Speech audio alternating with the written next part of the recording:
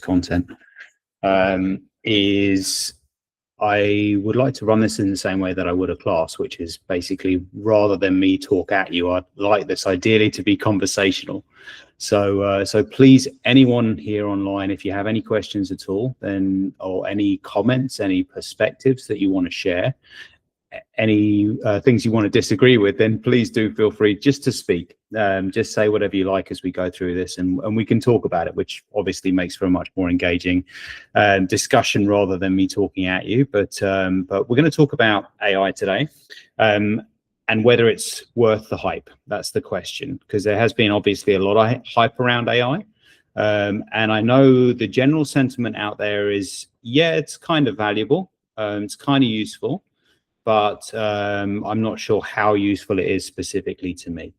So I've heard a lot of people say that. And I, as a heavy adopter, I'm quite an advocate for AI and AI's use, but I can certainly understand people's concerns and criticisms. So that's the way that we'll approach this today.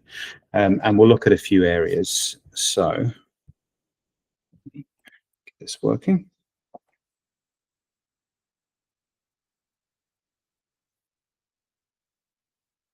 A little bit about me, first of all. So my PhD research, I looked at robotic and customer service, a little bit of AI in there. Please forgive the photograph. It is an AI generated photograph. So I'm not sure how good a representation it is of me, but using the new Google Nano Banana, apparently you can develop very professional photographs. So I thought I'd have a go. So my research is in robotic use of service robots within the hotel environment. So I looked at what customers think about experiences they've had with robots in the service environment, what they like them, what they don't like, what they would change if they could change. And so a bit of that was about the personality of robots, and the personalities obviously came from AI. So I had to learn how to program those. And I've always found that and technology generally to be a very interesting area, that point where technology meets business, especially from the customer perspective. My philosophy on this is that AI is an augmenter. It's something that maximizes or magnifies human skill at the moment rather than replaces it. I'm not going to say firmly that'll be the case forever, but I think at least for the next few years that it's something that is something for humans to utilize to do their job better. The quite famous quote on this is, AI is not going to take your job, but someone who's good with AI will. And so I think there's a lot of value in really sort of becoming skillful at utilizing AI. In the same way, the analogy I like to use is, in the 80s, there was a couple of Stanford professors who created the original spreadsheet software that went on to become Excel. And you presented it at an accounting conference, and they had accountants coming up and sort of saying, "What's this?" And when they saw what it could do, they had these accountants breaking down in tears because they were realizing the dramatic way in which this could improve the work that they did. And I think not using AI ready today, it would be like an accountant not using Excel.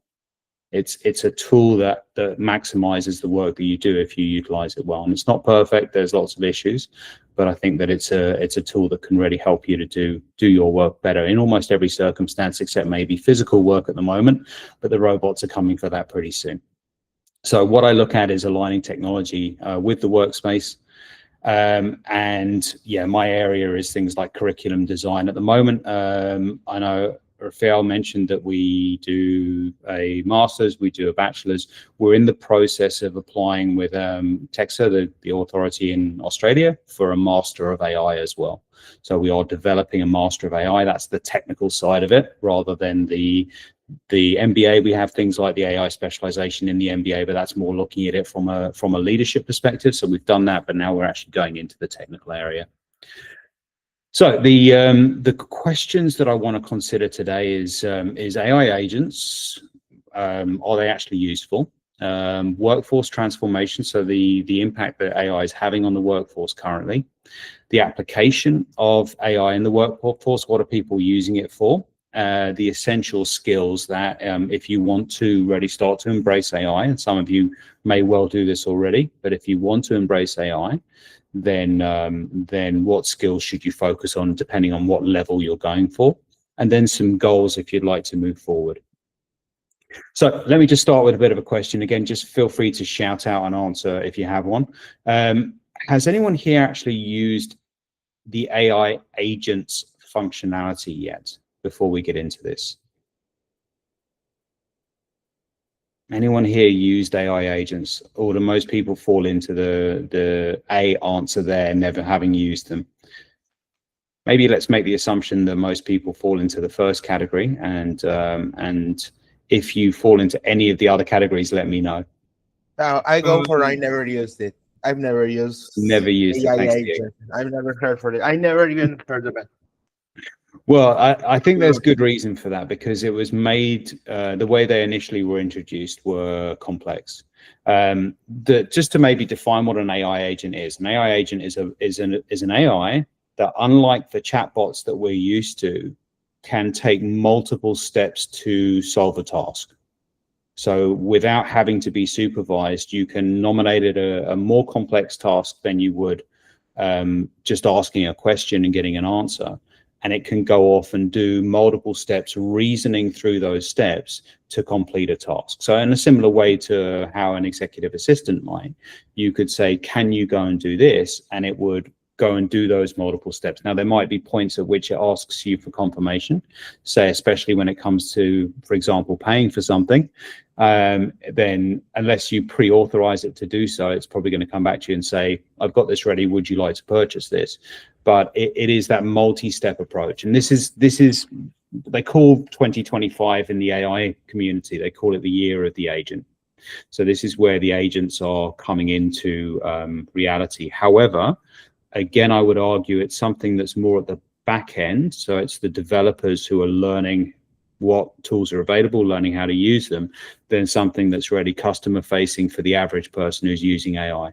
That started to change, I would argue, yesterday with what OpenAI released yesterday, but it's still something that's more from a programmer perspective than from a individual user perspective, from an average user perspective. So autonomous software that understands, plans, executes. Differentiator just goes beyond chatbots into multi-step. Powered by large language models at the foundation of them, especially what are called reasoning models. So reasoning models are models that think about things, provide multiple answers, consider those answers, decide which one is best, and do things in several steps. Even in the process of answering a question, that's what a reasoning model is. So using reasoning models then as the foundation of agents, it means they can apply that kind of greater intelligence as they work through multiple different steps. The industry consensus, as I said, is that 2025 is the year of the agent, but it's almost the end of 2025, and most people here have not used agents. So, like I said, that's more of an industry perspective, but it's at the back end. So I think for agent adoption for humans, for the average person using it, then that's probably going to be 2026. And just to give you an idea of where this is going, there is another concept in the AI world called AI operators. So AI operators is kind of one step above agents. And what an AI operator is it's kind of like an AI manager, but it's a manager that manages other AIs. So the logic there is, once we've got to the point where you've got an agent that can go off and do a task, then theoretically that task could be to manage other AIs. So then if you've got an operator that's managing 6 or 7 different AIs, then you're dramatically increasing the amount of work that can be done by an individual operator that you're specifically working with. So that's again the direction that these things are going in. There's still a few things that are stopping them from really progressing, but again, I think we're starting to get to the point where they're ready for mass adoption. So capabilities. Tool use. For example, as I mentioned yesterday, OpenAI had a release yesterday, and they really started to integrate some pretty good tool use in there. So I took the slides this morning that I'm using now, and I put it into OpenAI, and I said, can you link to my Canva account, and can you improve the quality of these slides? Do a better job with them. And it took my slides, it put them into Canva, it communicated with Canva, and it produced 4 different versions of the slides, fully complete, that I could then look through. That's the good side of it. The bad side of it is I don't think any of them were better than the slides that I did. Right? So again, not quite ready for use yet, but it's heading in that direction to the point where you're going to get better stuff out of it. So I can take static slides and I can ask them to animate those slides, to add video, to add images to them. And rather than have to take the time to do that myself, then, you know, I can get it to do it more automatically. Okay, so that's again a bit of an agent use. So current capabilities, it can take tasks and dramatically reduce the amount of time that tasks take. Generally, agent speaking do take a while. So it's not like having a conversation with a chatbot. And there's a skill in prompting an agent well, because obviously if you're sending off an agent off 20 minutes, half an hour to do a task, if you've sent it off in the wrong direction, then you're just wasting your time, basically. So there's a bit of a skill that comes along with setting the agents on the right path in the first place. Both Google Gemini and OpenAI's ChatGPT, they have a bit of a back and forward question session usually with you, where they say, okay, you've asked for this, do you want this, do you want this, how would you like me to do that? So you answer those questions, which helps to make sure it's on the right path, and then it goes off and attempts to complete the task. So rapid improvement, I mean, we really are seeing this dramatic increase in quality. As I said yesterday, we had OpenAI's developer conference and we saw another jump up in quality, but we are expecting at the start of November, Google to bring out their Gemini 3 model, again with tool use and agent capabilities. So again, you know, 2-3 weeks time, we're expecting another step up, and the AI progress is moving. I mean, it really is exponential, the speed of change in AI. And so it may not feel like it to the average person on the street, but the speed of change in AI is world changing. I really do think that AI is the most important invention that humans have ever made. It will change the world completely. I think it's in the process of doing that. But as William Gibson, the famous science fiction author, said, the future's already here. It's just not evenly distributed. So I think that if you're in that AI space, you can feel it, but maybe to the average person on the street, they might not feel it yet. But that tsunami is on its way. It's not yet fully autonomous. Certainly, it's not anywhere near the capabilities of a personal assistant yet. But that's the direction it's heading in. There is major enterprise adoption. Again, some success with some companies. Bottom line is it's useful for specific tasks, but it has absolutely transformational potential within a couple of years. So I thought an example, probably the most simple example to explain of AI agent use is you've got a couple of weeks off, you're thinking about taking, or you've got a week off, you're thinking about taking a vacation. So you say to the agent, I want to go to Japan. I've got a $5,000 budget. I want to go on a 7-day trip. I need that to include flights, hotels, a daily itinerary with attractions and events that I need to go to, all the tickets to get into those events. I want to have a busy day, then a quiet day, then a busy day, then a quiet day. I want really good food places to eat as well. You don't have to book those, but I want recommendations in all the places I go to. So then I'm giving it lots of information. And just to mention as well, what I'm finding more recently is the best way to communicate this information with the AI is just to talk to it. So you can actually put the voice mode on, you can have that conversation with it back and forward until you're satisfied, and then you just send it on its way rather than typing. Now, you might prefer to type if that's your preference, and obviously do that, but I find talking to it is a really good new way of communicating. I think that just makes it more natural.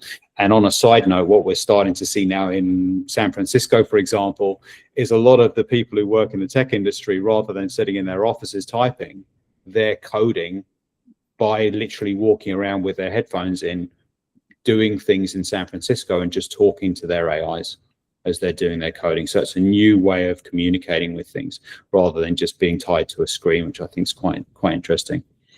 So then the agent goes off and it plans that itinerary.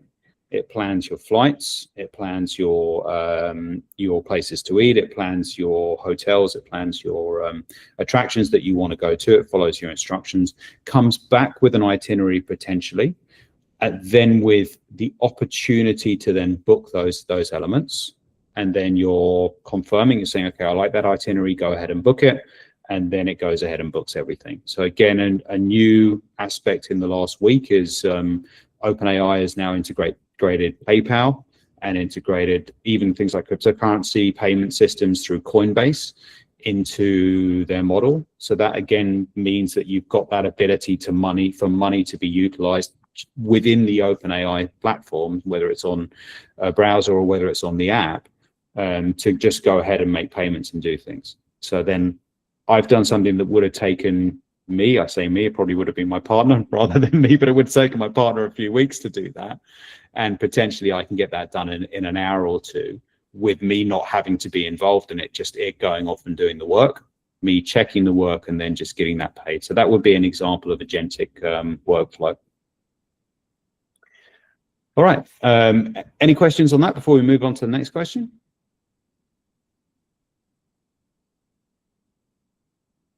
I have one question. It's because, for example, I have subscription for Gemini, okay, Gemini Pro, and I always have this doubt. It's as the communication and the understanding of Gemini. It's they're gonna improve while I talk to him, you know, as much as I talk, or it's nothing related to it. You know, it does, yeah. So, okay, so one of the big problems with AI is something called consistent memory.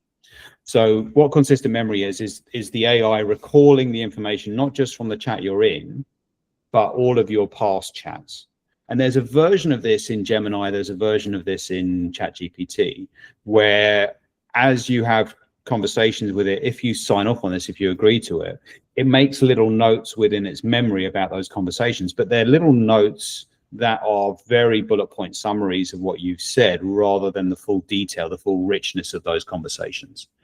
That's changing. So what's the context window is the amount of information that these tools can take in and can analyze. The context windows are dramatically increasing. Gemini is one of the best out there. It's got about a 3 million token context window. Token's about a half a word is the best way to think about it. Got about a 3 million context window. And it's really good at what's called needle in a haystack recall, which means it can dive into it and pinpoint little bits of information very well. But that's dramatically increasing. So we've got Gemini 3 coming out in a couple of weeks' time. They're talking about potentially a 10 million context window. That's when, yes, the more you put into it, the better it gets. And I would say this on an individual chat. So if you're working in a chat, then actually the more information you give it, the better it gets up to a point. There's like a bell curve point. Within Gemini, it's much further than it is in OpenAI, but after a point, then it starts getting worse again. With Gemini, it's really good though. So you can put lots and lots and lots of information in and it gets better and better and better, you know, probably for a couple of weeks using the same chat. Yes, Andreas, you had a question? Yeah, thank you.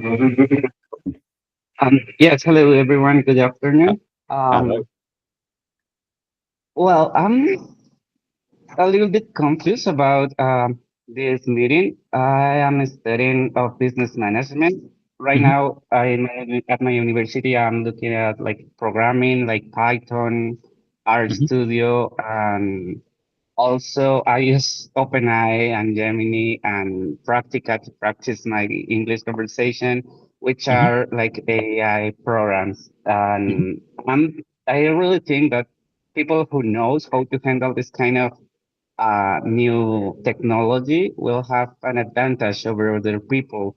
And I'm really glad to have this connection with you guys because somehow I think that this is something that I need to.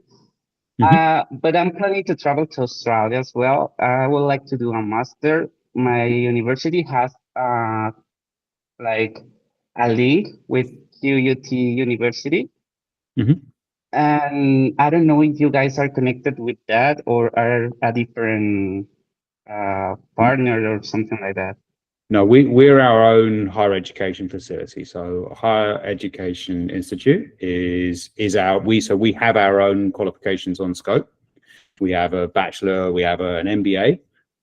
Our point of difference, if you will, is that we're very much a technology embracing provider. So we're encouraging students to learn about and utilize AI as they're doing their qualifications rather than being restrictive of it. We're taking an embracing perspective rather than trying to sort of see it as a major risk. I think that's probably our point of difference. So yeah, I mean, you've got to choose obviously the place that you want to study and the course that you want to study that best suits you. The courses that we offer at the moment, like I said, it's an MBA, but we have things like the AI for Leaders, the specialization within our MBA, which is not teaching the technical side of it. So we're not trying to teach students how to program AIs, how to do machine learning or anything like that, ragging. But what we are teaching leaders is how do you integrate AI into the way that you lead within an organization so that your organization is more effective and more efficient. So that's the perspective we take with the MBA, with the AI specialization within that. So yeah, Andres, you've got to decide. I mean, I hope you really enjoy Australia when you come here, but you've got to decide when you come here what course you think's best for you, what course provider you think's best for you as well. Okay. Okay, so in this case, for example, if I decide to go with you guys, I can do like a different course than the one that I'm trying to access into like my career right now, like this an MBA, not a master. But how much does it cost or how will it work? Well, I'll leave those sort of questions till later if I can, Andres. Yeah, we're doing a presentation just on AI more generally, but then you can certainly ask those questions of Natalia and Rafael later. That's okay. All right, perfect. Thank you. Cool. All right, moving on to the next question then. So do you feel in your sector that people, and I'd be interested to know this in the agent sector, but also in the sectors of anyone else here, but do you feel that recruitment has started to be impacted by AI? Do you feel that companies are hiring less or have changed their hiring practices because of the utilization of AI within their organization? I think like for recruitment process could be a very good tool to use AI for the selection, you know. Just an internal process. I'm not sure if they are recruiting less. I hope no. But in that point of view, I think it's kind of easy to match the profiles with the CVs that you got. So just see if they actually got what you are looking for, and not, you don't need to read like 200 CVs. Absolutely. Yeah, absolutely. Yeah, in fact, I had an experience the other day. We were looking for lecturers, and I did about 10 different interviews with lecturers. As I was doing the interviews, I mean, first of all, when I created the interview sheets to interview them, I had questions that I asked everyone, but I put the resumes in with those questions into the AI, and the AI subtly changed the questions to be relevant to each of the candidates. So to ask the question, but ask them about it in the context of their experience and their qualifications. It gave me a little bit of background underneath each of the questions to help me when I was asking those questions. And so then once I did that and I did the interviews and I took all my notes from those interviews, I was sitting there with my big pile of paper of my resumes with my interview sheets and all the information I'd taken. And I thought, okay, I want to use this and analyze it and help to figure out who I want to offer which teaching role to, which units that they were best suited to teach and what terms and so forth that they could do that. And the idea of getting all that information into the AI, seemed like an inefficient way to do it. So what I did was just turn on the microphone on ChatGPT, and I spent about 20 minutes just talking to it, talking through each of the candidates. It already had the resumes, it had that information because I was continuing that chat. But I was saying, okay, this person did this, I like the way they did this, I'm a little concerned about this. And I went through that conversation with each of them. And then at the end, I said, okay, what I want you to do is, the schedules for the next 3 blocks that we're doing. I want you to make a recommendation of who's best for teaching what. And it came up with a really good schedule, one that I checked and agreed with. And then I said, okay, that's great. So what I want you to do is to create emails for each of those lecturers, to tell them the offer that I want to make them. Emails for those who I want to give lectures to later on to say, okay, thank you very much. really like your approach. However, we've got nothing this term. We've got something coming in this term if you're interested. And it did that. And then to the rejections as well, it did those rejection emails as well. So it created the schedule and it created the emails through the process of a conversation that I thought was just a really good way of doing the work, rather than having to spend probably what would have taken me a day to do it myself.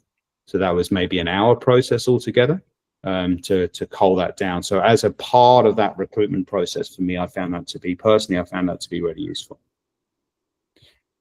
Okay. So input, they say that, so this is according to World Economic Forum, McKinsey, and a few other analytical reports that have been done recently. Definitely about 92 million jobs are at risk. But as tends to always be the way historically with technologies that have come along as really large disruptors, they take away a load of jobs, but they also create a load of new jobs that people had never heard of. They'd never been created before that point, but they became necessary because of these new technologies. And so my approach to this, I think, is there's a fundamental paradox, which is that AIs can do work more efficiently and more effectively than humans, and they're getting better at doing this in a more general fashion. However, companies still need customers, and customers still need revenues. Customers still need money, right? So it's in companies' best interests that people are still gainfully employed and still make money and still can come along and buy those companies' products. And I think anyone intelligent in organizations realizes this. So there's a way to look at this. There's a person I follow very closely, who I think is very intelligent on these areas, a guy called Professor Scott Galloway. And the way he put it, which I thought was very, very smart, was if you take a really competent AI and you give it to a person working in a company, then that person can do less hours and be much more productive at what they do. They could do much better quality work and be much more productive at what they do. But if you take that same AI and you give it to the company, the boss, that company can potentially replace that person.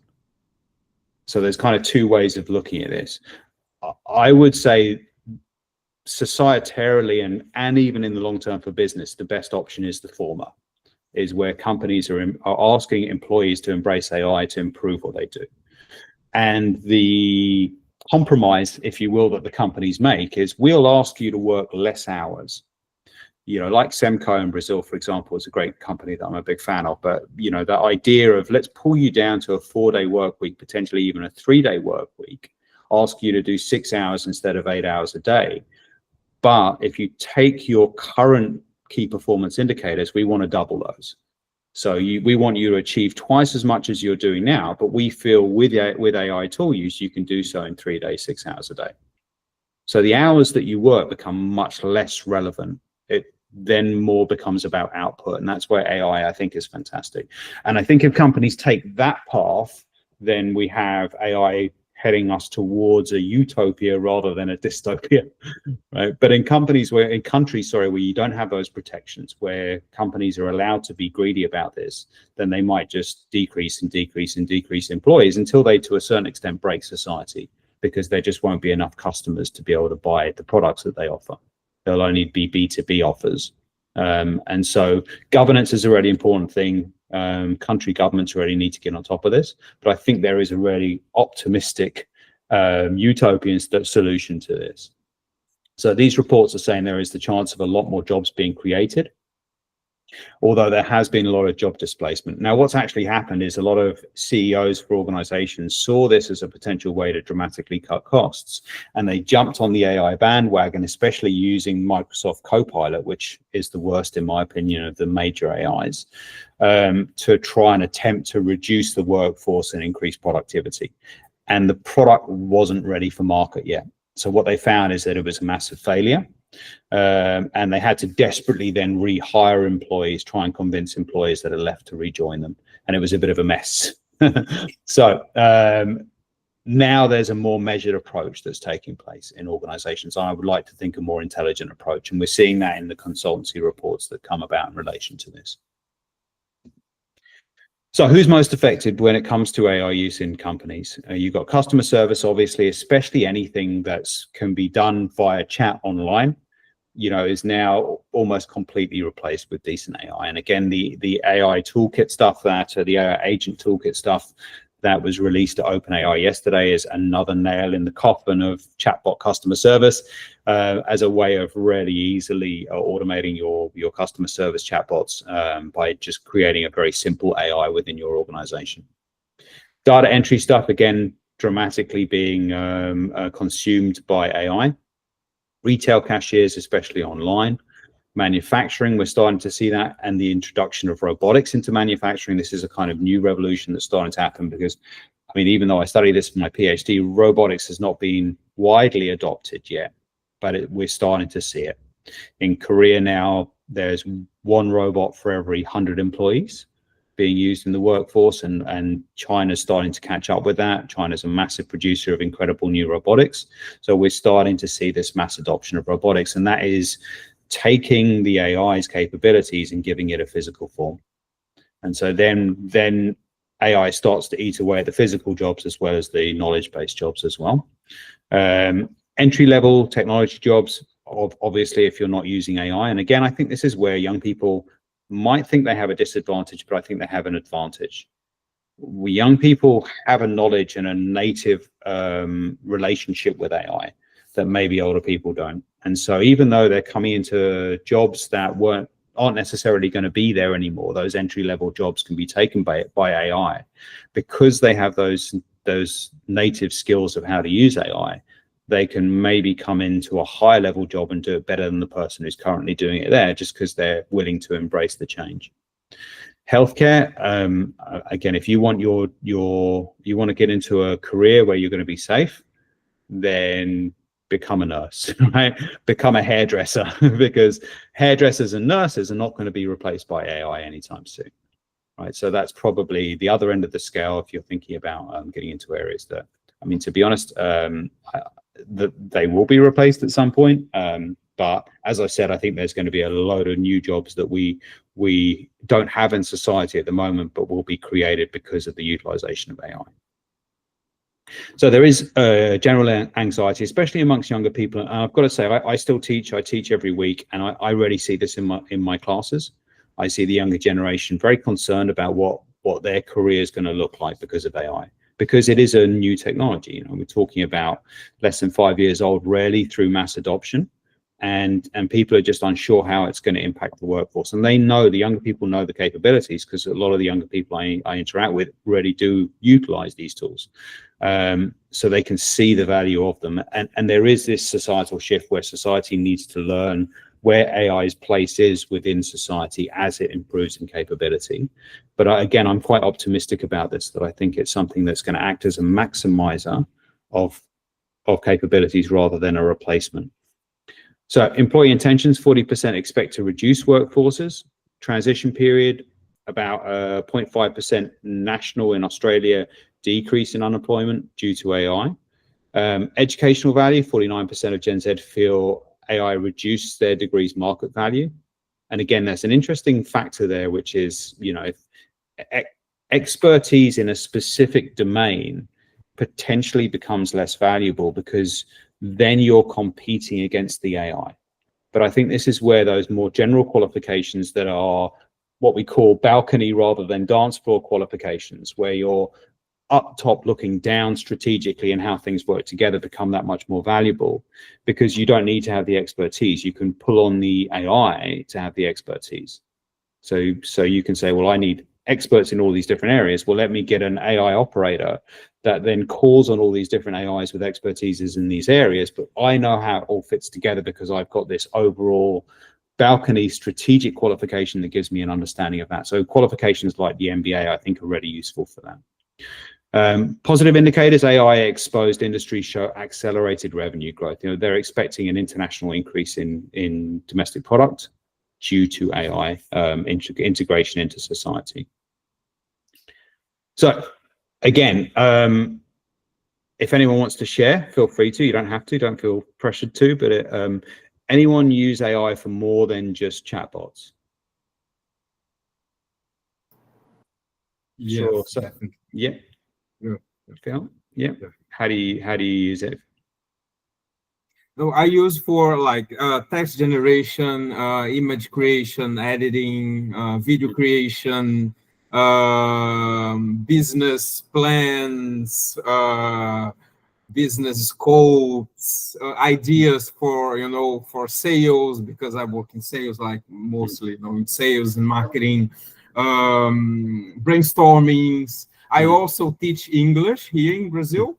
So I've been using that a lot for, you know, to plan my classes, Brilliant. you know, generate feedbacks for my students, those kind of things as well. So it's awesome. Yeah, awesome. Yeah, I mean that's a great embracing of AI. The thing I think which is starting to finally come to maturity is AI video creation. It's been hit and miss up to now, but now we're starting to get some new products that are coming out with the Sora from ChatGPT or from OpenAI a few days ago, with a Chinese model called Kling, which is exceptional, with Runway's new model. You know, there are some incredible new video models coming out. And what we're starting to get is the ability to prompt a story that lasts over a few minutes. So rather than just get a kind of 5-second, 10-second video clip out based on one prompt with one camera angle doing one thing, if you can prompt and say, okay, I want to talk about, say, for example, the history of Brazil, and you know, how the indigenous population reacted to the introduction of Europeans coming into Brazil. I want you to create a 20-minute video on this that talks about this, but it also looks at displacement theory. So now you're adding in the academic element and discusses that as it shows the imagery, the videos, with writing, explaining the theory as it goes along. If you can prompt that into effect, then you're creating a really useful, for example, educational tool. And we're not there yet, but I think we'll probably be there in 6 months. We're getting to the point where we can do that. So where you're actually able to prompt content. Now, obviously, for entertainment perspectives, this has all sorts of ramifications. But I think for education perspectives as well, it starts to be a really good new tool. For Rafael, have you ever used Google's Notebook LM product? no, not yet. So I would, for educators, this is one of my favorite AI tools to use. Which one, Google? Yeah, Google Notebook LM. Notebook LM. It's a tool that is excellent for education. So what you do is you put in all the content for a topic or a week, say, for example. You just drop all the PDFs or PowerPoints or whatever into it, and it creates like a mini AI based on that topic. So students can go in there, they can ask questions.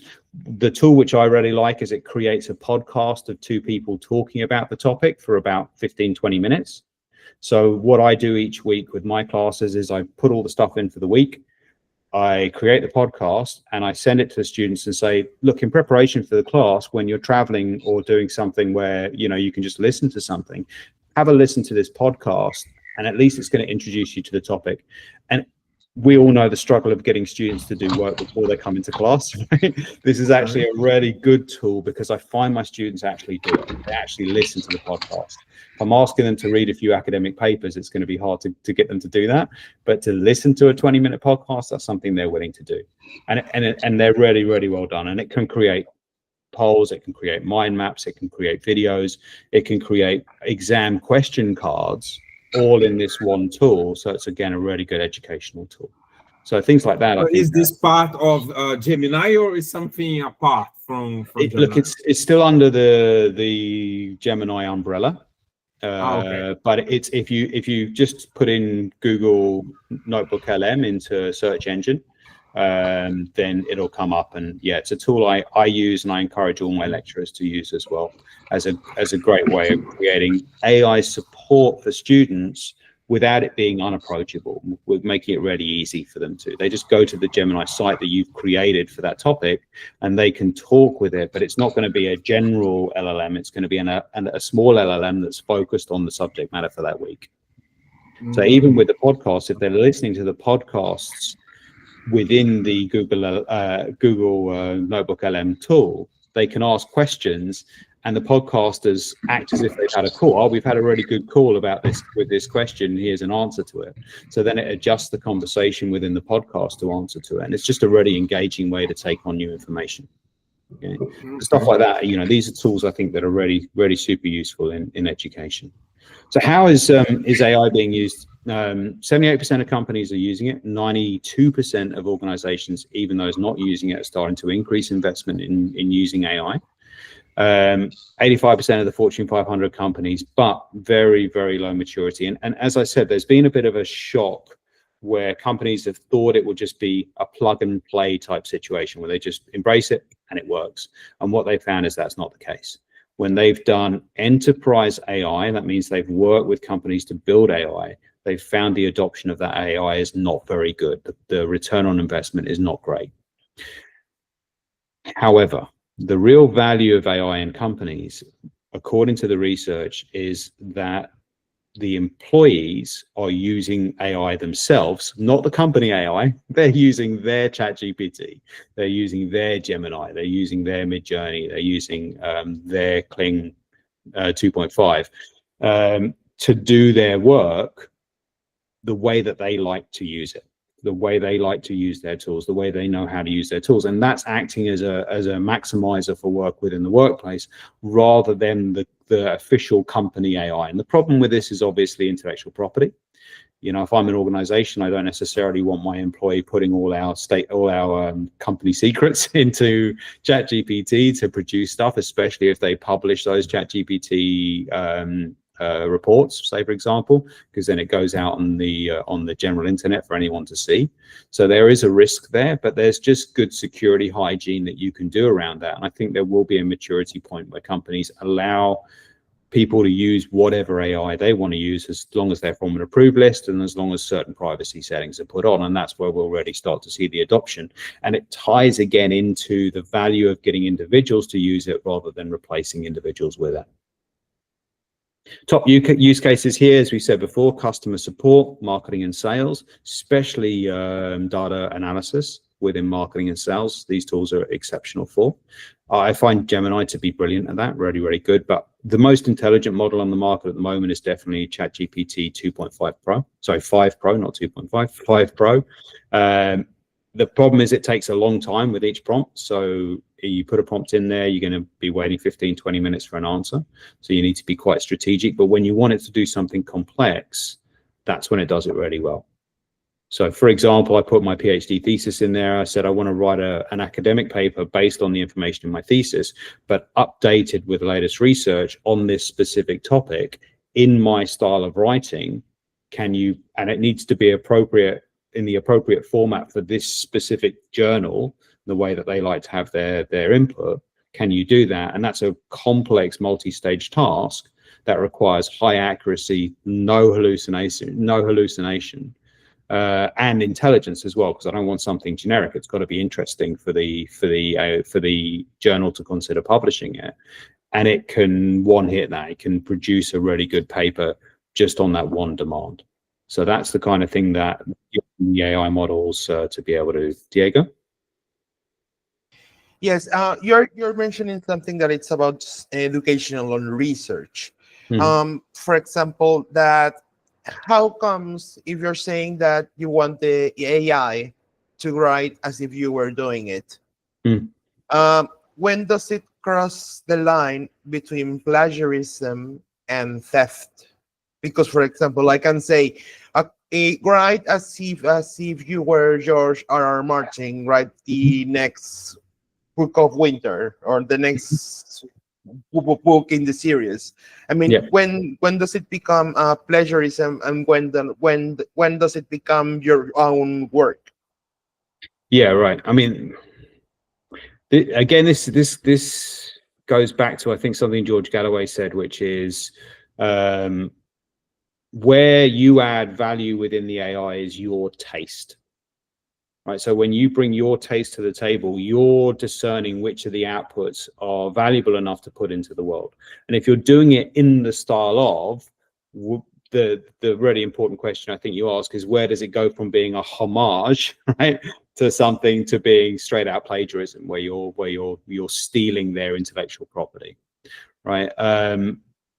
Now, for example, I make music. One of my favorite hobbies to do on the weekend is make music. I use AI tools to make music. I do my music in a certain style, and often when I'm prompting for that style, then I'm going to go to usually Anthropic's Claude model, which I find to be really good from a creative perspective. And I'll say, I want to create a song in the style of, say, for example, Portishead, 1990s UK trip hop. Can you give me a song style prompt that is in that style of Portishead? So then it produces a prompt which I can then put into Udio or put into Suno, which are the models that I use to create music. And what I get out the other end is something that does sound somewhat similar to Portishead 1990s, but it's not the same. So it is in that style, the trip hop UK style from the 1990s, but it's not actually just copying them. Now, if I was using an AI tool to say, okay, get the lead singer of Portishead to sing this song, then it starts to be me breaching into their IP. So my answer, I think, is it's a sliding scale. It depends specifically on the context. But it's not interesting just to replicate something else. Where I think it becomes interesting is to apply your taste to produce something new. That's where, when you're collaborating with these tools, applying your taste, then you're producing, in my opinion, something valuable, and I would argue something artistic, because your taste is expressed in it. When I'm making a song, I'm working on a song at the moment, for example, that I'm going to release. I've already released about 30 songs, but I'm going to release another song soon. I've listened to maybe 300 versions of that song. And then when I find the one that I like, then I'm then further working on that. I'm adjusting the lyrics specifically to the music that it's provided. I am using AI to help me adjust those lyrics, but I'm still adjusting those lyrics. And then I can even go in and I can look at multiple versions of, say, the chorus and choose the one I like. So yes, I'm not playing the instruments. Yes, I'm not doing the sound production on it, but I'm still applying my taste through those tools to produce something that is an expression of my artistic taste. And I think that's where the value comes. And it's, to me, it's an enjoyable creative process. Whereas if I'm just saying, okay, well, I want to make a song in the style of the Bee Gees, right, and just come up with this song, make the lyrics yourself and come up with it, it's okay, but it's not very interesting. So that's where I think that kind of bell curve is, where it's homage, influenced by, because all art is influenced by other art, I would argue, but there's a point where it crosses the line into IP theft, right, into plagiarism or IP theft, and that blurs a little bit, depends on the project, but it also, in my opinion, becomes much less interesting when you get closer to that line. I hope that's answered the question. Yeah, it did. Thank you. Thank you. So business intelligence, software engineering, obviously, especially with what's called vibe coding. So, I've never learned how to code. I've never learned programming languages, but I've started to do some very simple app building at the moment. My brother's doing much more complex app building for a company he's starting at the moment, and he knows a bit of coding, but he's certainly not a coding expert. But this is where we can use vibe coding and just talking to these AIs to do complex coding. Google in the last 24 hours has just brought out a really good code correcting model. So again, if you've got massive, large code bases, you've got errors in those code bases that can be very hard, even for already capable programmers to find. Now you can apply this AI tool specifically for the purpose of doing that, and it does a really good job at one-shotting, so one attempt, and it finds the issue and fixes the issue. And that's the kind of thing that it would take a very competent person to do. And then process automation. This is, again, where I think the AI agents are really starting to change things, where we can use them to automate, for example, making a set of slides. I don't know in your work, but in my work, it's something I've got to do quite regularly. The AIs are good at coming up with the content for the slides. I then fine tune that content to be what I want it to be. But then putting it into a format that's a really good representation is a much harder thing to do. But we're starting to get to the point where we can now. And rather than me having to do that in multiple steps, I can just do it in one step with some of the newer tools. So industry-specific aspects, healthcare, diagnosis in healthcare, again, still not there yet, but starting to get there. Recent test on this found that AIs were about 40% effective when human experts were about 80% effective. So humans are much better still at this, but the AIs are the worst they're ever going to be at the moment, and they're always getting better. I believe yesterday we heard an announcement that a team from Google, some of the Google DeepMind members had won another Nobel Prize. So that's, I think, 3 Nobel Prizes in 3 years for AI and the utilization of healthcare, biotech, and so forth. So I think we're seeing some really interesting stuff happen there. I know this is a bit of me talking crazy, but I think AI is going to be the tool through which we double the human life expectancy within about the next 10 to 15 years. So I think we can expect, unless we die of something like getting run over by a car, I think we can expect to live to 150, maybe even 200 years. And that's an interesting question for students then, because, you know, I think from a return on investment on education, if you're going to live a lot longer, then you get a lot more time to benefit from your investment. When it comes to things like education, you want to keep yourself fresh and keep your mind going. It also means that we might see much older people coming back and doing education again, because they want to, for the joy of it, to move into a new area. You know, if you're 70 years old, that might be time for retirement currently, but in the future that might be seen as the new 30. If this age technology extension stuff, which we're already starting to see come into the market now, starts to really pay dividends. So finance, fraud detection, obviously risk assessment, retail, hyper-personalization of shopping, manufacturing, quality control, the legal stuff. You know, I use this to do contracts. The CEO of my company is a lawyer. Before, if there was a contract to do, he would do it, but he's a very busy guy. Now, when we're doing contracts, I do the first draft of the contract. So I'm producing the contract, I give it to him, and then he'll make notes on it. He usually prints it out, writes a few notes on it, gives it back to me. I fine tune it, send it back to him, he approves, and then it's done. So that process for him means a lot less work than it was before, where he'd have to do the whole contract. And I'm not a lawyer. I have 0 legal qualifications, but I have the ability to use these AI. I know how to prompt them to ensure that they're obeying the relevant law in this country for the role. And as long as I'm doing that, then the output that comes out, not quite there, but it's usually about 90% there. And yeah, like I said, biotech, we're seeing major advancements, especially in DeepMind, especially with Demis Hassabis, the head of DeepMind for Google, in things like protein fold, which won him the Nobel Prize, that are really sort of changing the medical research industry. So what skills do you need to work on if you are interested in AI? And obviously it depends on what AI you want to use and what level you kind of want to be with those skills. Anyone here got any skills they feel they need to work on with AI? I know for me, it's probably the programming side, the coding side. For me, for example, would be like using it in order to approach a new client, in order to make the first steps, I mean, the profiling of the students easier, instead of dedicating like 1 hour session of texting or a consultation, and do it like easier and faster, and maybe generate teach it to generate prompt answers through WhatsApp to make it easier. Yeah, absolutely. I mean, and again, Meta has invested ridiculous amounts of money. You know, we're seeing individuals who aren't CEOs getting paid $200 million a year that they've hired because Meta feels like it's falling behind in the AI race.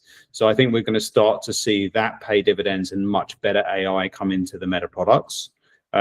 Be nice to see that within like more agentic behavior within WhatsApp that we can use, because I again use WhatsApp as a communication tool. Our company does a lot, so it'd be nice to have that capability there.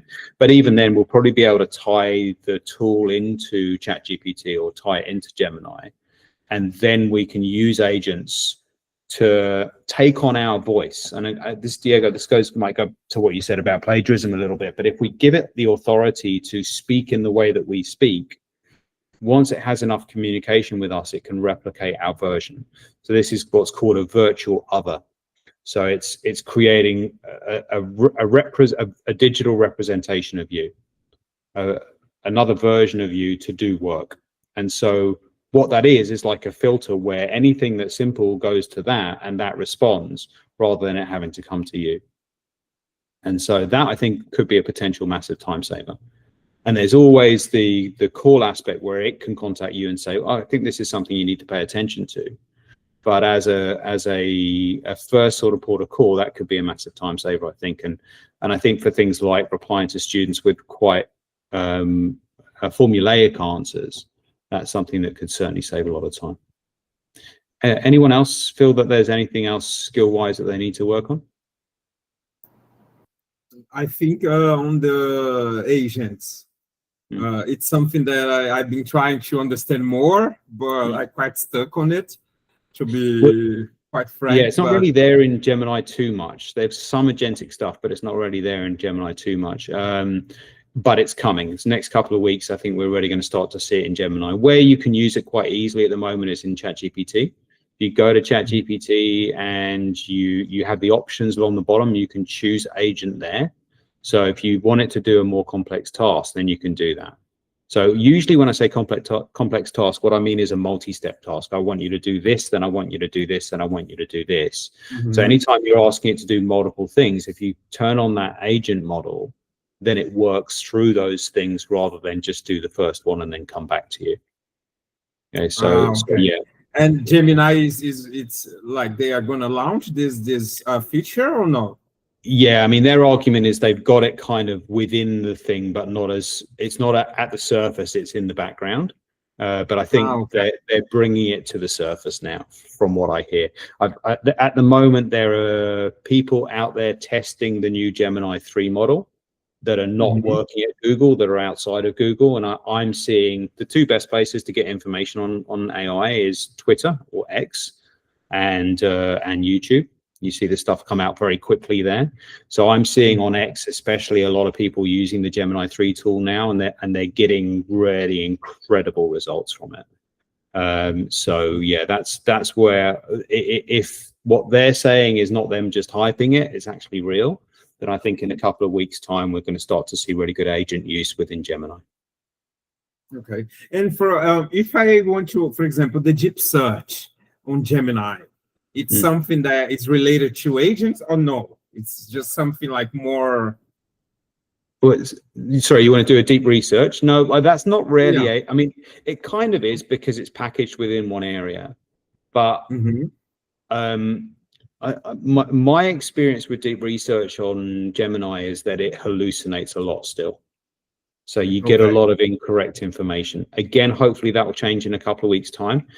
The deep research function on ChatGPT is much, much better and much more accurate. And again, it goes off and does kind of 20 minutes, 30 minutes worth of reasoning to do things. But yeah, the deep research function, which is different to the agent function.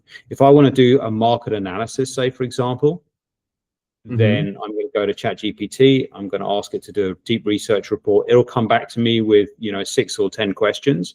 I give it the answers to those questions, and then it goes off for half an hour. It does the research. It comes back with a report.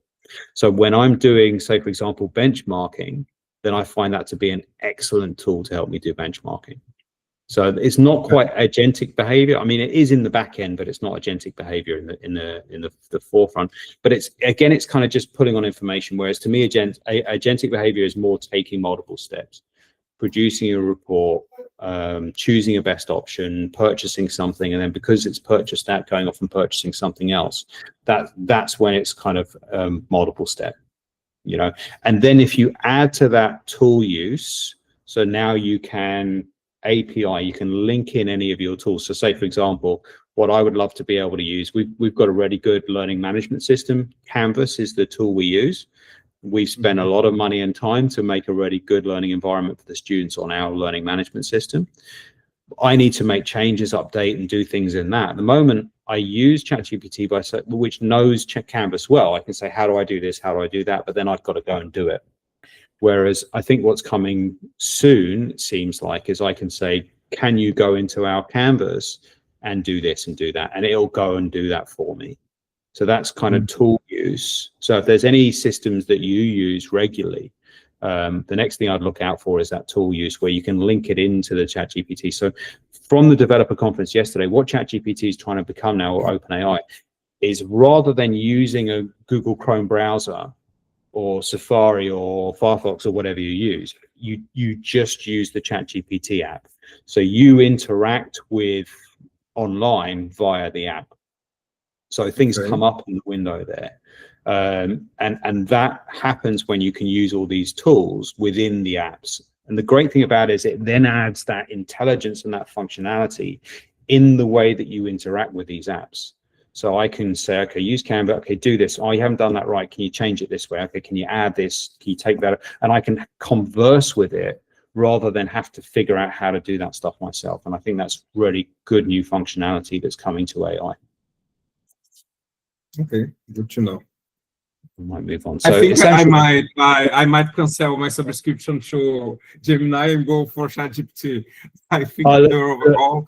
The thing about Gemini is Gemini 1, that's at the moment, right? But in 2 weeks' time, it might be Gemini that's the best on the market because they leapfrog each other, right? Second is Gemini's got VO3 video model, which is incredible. It's got Imagen 3, it's got Nano Banana as an editing model, it's got Notebook LM. So what Google does is it's got expertise across lots of different area of AI, whereas OpenAI is a little bit more narrow in what it can do at the moment. You know, and like I said, I wouldn't dismiss what Google's going to do in 2-3 weeks' time to try and leapfrog OpenAI. So yeah, give it a couple of weeks and see. I have the top tier subscription to all of the AIs, much to my partner's chagrin. So I use them all. So I've got a pretty good understanding, I think, of what each of them can do. And the two main things that I use is ChatGPT and Gemini. However, if I'm doing anything writing wise, if I want to get really good writing, then I'm using Anthropic's Claude model because I find it does much better writing. So again, you just got to choose the tools that work for you, play around with them, and then choose which ones work best for you.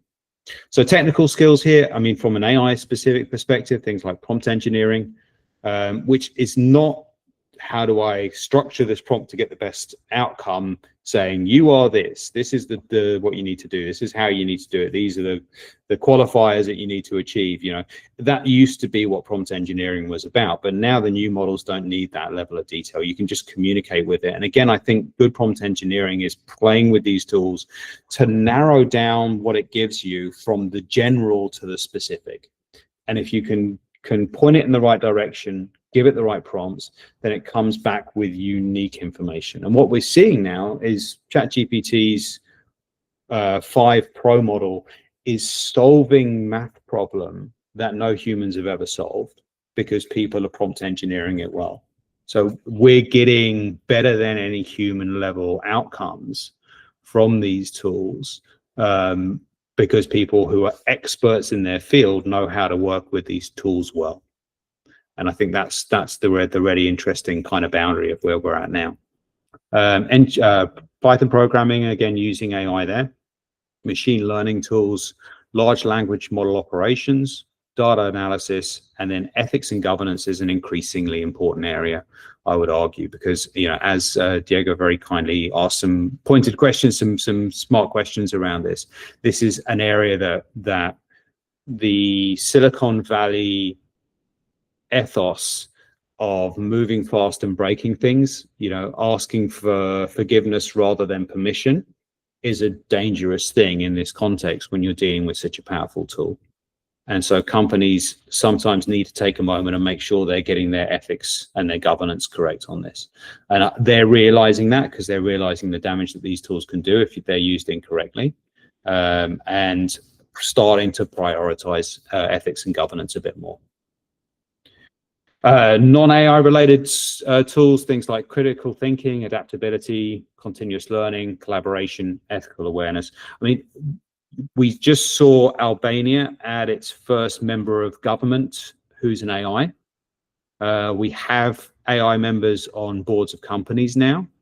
I would seriously start to think about having AI staff members. So if you have a team, at least one or two of the members on that team might be an AI in the very near future. And that you treat them as a staff member, not because you believe of them as a conscious entity, but because that's the best way for you to interact with it to get the best value out of it. And I think we'll probably start seeing AI supervisors soon. The main stumbling block at this point is that context window we were talking about, that consistent memory. But as we start to get dramatically increased abilities to have larger context windows, 100 million, 200 million token context windows, when we start to get to that level, then that in itself acts as a consistent memory. And then these things have the ability to really become supervisors and managers, because they will grow and learn as they do tasks. So if you're telling it how to do something, it's not going to forget that. It's going to learn the way to do it and continue to do it. Currently, you've got to kind of teach it again each time. Okay, but that's starting to change now. So learning pathways: beginner, AI literacy, understanding AI capabilities, basic prompt engineering; intermediate, using AI tools, critical evaluation of outputs, ethics and governance; advanced, programming, machine learning, data analysis; expert, large language model operations, model development and fine tuning; ragging of the models, which is getting the data ready, getting the data into the system, proprietary data for your company so that it can access that data well; AI system architecture. Key takeaways: AI agents are here, not really fit for purpose yet, but they're starting to get to that point. Net positive impact on the workforce, with lots of new jobs being created, although some of the jobs are going. 78% adoption opportunity, but only very low maturity. So there is definitely an opportunity here, I think, to wow if you become an early-ish adopter of the more complex capabilities of AI. Skill imperative, both technical and human skills, adaptability, critical thinking, and I would argue taste is a very important element. Action required: AI literacy becomes essential across all roles. And our role here, preparing graduates with pragmatic AI skills aligned for workplace needs. Those are some of the sources that I used to help develop this. I hope you found what we talked about today interesting, and I'm more than happy to answer any questions that anyone has now.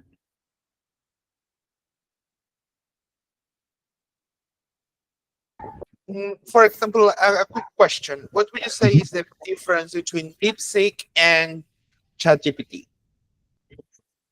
I mean, it really comes down to what the data is trained on, how the reasoning model works. DeepSeek is an incredible Chinese model. It's at the back end of a lot of the tools that I use, but the genius that went into training it was on efficiency rather than effectiveness. So if we're looking, and what I mean by that is they had real constraints, the company, and they came up with incredibly creative solutions to find ways to produce a model with those constraints that was almost as good as the very best model out there. They might well do that again with their new model, which is DeepSeek 2, which is coming out soon. But I find that DeepSeek, as I do with XAI, I use XAI. They're good, but they're nowhere near as good as ChatGPT or Gemini or Claude, for that matter, when it comes to their ability to reason and get the correct answer. So DeepSeek's a great model. DeepSeek's open source, it's free, so you can use it at the back end really well. It costs very little to use if you're building an enterprise product with it.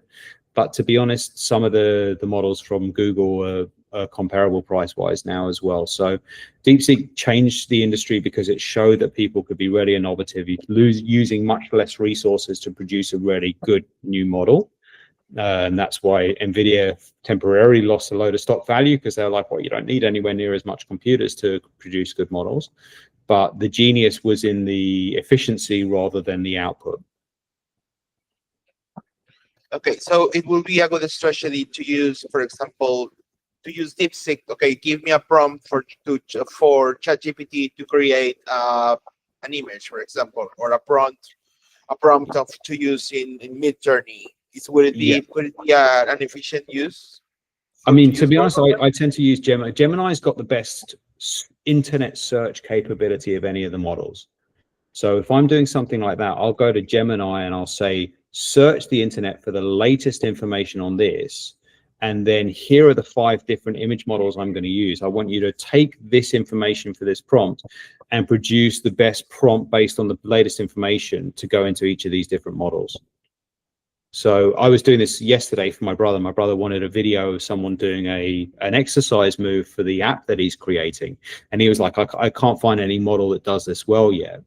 And I used Gemini to create the prompts. And interestingly, it created a prompt for the new OpenAI Sora model, which is one of the latest video models that's come out. And I put that into them. The prompt was about, a few hundred words long rather than the usual 50 words. But the generation that came out was actually exactly what my brother needed. And it was the first time we had found a model that could actually do it. So I find Gemini to be the best for that, just because I think what Google's done, being a bit sneaky, is in allowing the models to identify how Google organizes the internet. They used to allow the models to be able to see 100 pages worth of results. Now what they've done is they've restricted it down to 10 pages. So the models have a much more shallow understanding of the internet, whereas Google still has the full depth of that understanding. So it's Google being a little bit anti-competitive by doing that, but it does mean that the Google models tend to understand what's current on the internet better, except in Twitter, /X. If you want Twitter X, then you've got to go use XAI, the Grok model that analyzes X, which might sound, well, why would you do that? But actually in some domains, X is a really good place to get news. Okay, perfect. Okay, thank you. You're welcome. Any other questions at all? Well, I think that AI is impressive. I am so grateful for this conversation, but I'm working in 2 projects.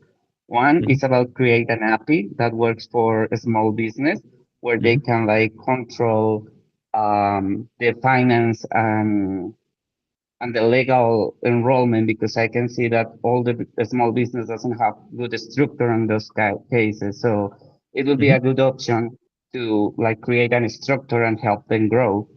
And the other thing that I'm working on is about people here doesn't pay a lot for retirement. A lot of people doesn't have the option to pay it because most of them has to work in different places where they doesn't have those kind of how to say that security or social security that they doesn't have it. So if they can do partial investment in retirement, they will be able to have that money whenever they get the age to have that money back. But how we can apply AI in those kind of situations? Because I am confused about it, because I use AI a lot, but I don't know how to apply it in a business. For example, I handle a restaurant, so I use ChatGPT to create prompts, to create the menu and the structure of the business, of the workflow for each employee. But I don't know, for example, how to make an automatic process or something like that. So I have those 3 questions about it. Yeah, I mean, to be honest, usually what I do, if there's something I'm struggling with, I ask AI for its advice on it, and then it builds from there. So I'm struggling with this. I don't know how to use this. How would be the different ways in which I could use this that the average person might not think of? All right, what would an expert use this for here? So again, I'm using the AI to come up with strategies for me to apply, and then I use that to kind of build from. From a coding perspective, currently I think the best model for coding is OpenAI's Codex model.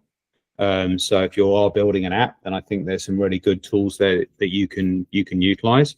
I think Gemini is and Claude 4.5 Opus coming out soon are also going to be competitive in that area. So again, it's not my area of expertise at all. I need to get better at coding, but it's not something I do. But from what I hear at the moment, OpenAI's Codex model is really good for coding if you want to do things like build apps. And if you watch the developer conference yesterday, what they've got this new thing, which is apps within ChatGPT, where you're building an app that actually functions within the platform of ChatGPT, but there's a monetization possibility for doing that. So you're finding a kind of packaged bit of software that can link in really well, and then you're getting financially rewarded for doing so. So it's not saying to someone, here's an app to go on your phone. It's saying, when you open your ChatGPT, call my app and use it there, and then it's going to make your life easier in this way. I think that's a kind of new, interesting way of looking at it. I mean, in restaurants, I would say probably things like payroll. You can do some automation there. Rostering, you can do some automation there. Contracts, obviously, in work planning, in job descriptions, in local market analysis, you can use AI there. In latest trends coming out in the area of the restaurant, you can use AI there. So, you know, again, it's just kind of across everything. You're just using AI to help you as a booster for your intelligence, if you will, across everything that you're doing. And sorry, what was the third question there, Andreas? Yes, thank you so much. Cool. Any other questions at Well, all? I'll hand back to Rafael. Yeah, I think it was like I don't even need to thank you enough, because it was a masterclass for all of us, you know. Help us to people that wasn't using AI to start to, you know, understand more about this world, people that were already using it to, you know, getting more in depth about, you know, how to using, you know, more efficiently in our, you know, in our jobs, in our in a daily basis. So thank you so much, Steve, for, you know, your time, your, you know, knowledge, you know, pass on to us tonight. And yeah, that's it. I also would like to announce, you know, to Andres that he has won 2 months subscription to ChatGPT, you know, being here with us. So Andres, after this call, please get in touch with me on WhatsApp so we can coordinate everything. And also, you are entitled to a 9,000 scholarship for an MBA in Higher Education Institute as well. So please, or as soon as you know, we finish this call, we can, you know, start to talk about your future plans to study in Australia. And, you know, it's going to be my pleasure to help you navigate during this process. And yeah, thank you everybody for your presence, for attendance, and yeah, that's it. Thank you, Amazing, thank you. Rafael. I really appreciate your time. Thanks, Stephen, for the incredible masterclass and bringing, you know, such relevant topic that is filled out of, you know, current trends and possibilities in a really, really short time. And I really hope the, you know, Andres and all the people that were here enjoyed as I did.